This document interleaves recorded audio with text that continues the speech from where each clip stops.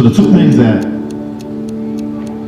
this project, the work that the students have been doing here, that makes it so valuable. One, it makes clear what these obstacles are. The obstacles to racial equality that are still before us. The obstacles to expanding democracy that are still before us. It makes these things clear. And we see that they belong on a continuum, that this stuff isn't new, that we're not actually repeating history. This is not history repeating itself. This is actually history continuing. We never stopped doing the things that created inequality in the first place. They have just looked a little different. And you can only understand that when you go back in time and recover some of this history that either has been purposely lost or marginalized. Because of that, over the course of our country's history, the power of Troutbeck has pulled good people together to try to create a more perfect union. Inspired by the undertold story of the NAACP's seminal conferences held at the Troutbeck in Amenia, New York, students were challenged to make projects about the overlooked stories of BIPOC history. It was a prime example and demonstration of the hope that our country needs for the future. We were surrounded by the wisdom of our peers, the hard work of participating schools, and the curious minds of our panelists, who opened up different vantage points to the symposium's audience. Our nation's history, from the Red Summer of 1919 to the Tulsa race riots to more recent events like Charlottesville, George Floyd, Kyle Rittenhouse, the mass shooting in Buffalo, and the tragic school shooting in Uvalde, Texas, shows our nation's earliest fault lines still exist. The United States is in crisis because we are constantly trying to define ourselves by many different realities. When everyone insists their reality is the correct one, it leads to disunity. Invariably, in times of crisis, good people gather to attempt to progress forward. The Troutbeck takes center stage and continues to honor its legacy. Success wasn't so much what happened on the Thursday and Friday, but rather everything that happened leading up to it, in terms of working with the students, centering the students, helping the students, and none of us being those who showed up on Thursday and Friday really could fully appreciate what I know it took to get the students to that point and to that place. I think Troutbeck should absolutely still remain involved, and because that's the power of place. And being able to have it there and connect it to the history becomes very tangible. It's one, obviously the place is beautiful, but that history, it's a whole lot different having a symposium there than having it in a gymnasium. Keep centering the students and the student work. Like, that is what makes this so unique.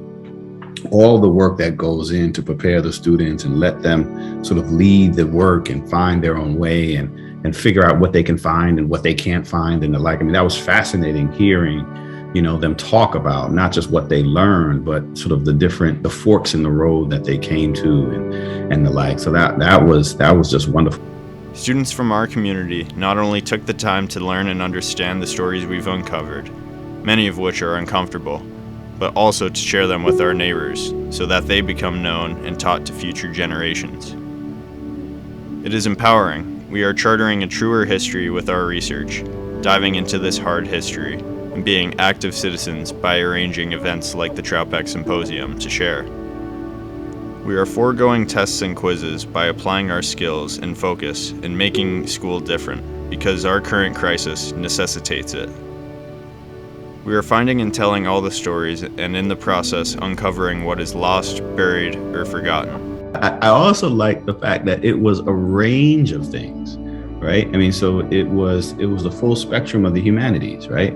I mean, we had art and the wonderful work, Lily, that your students were doing. We had more straight history. We had a little bit of sociology with the oral history and the contemporary with the migration. We had dance.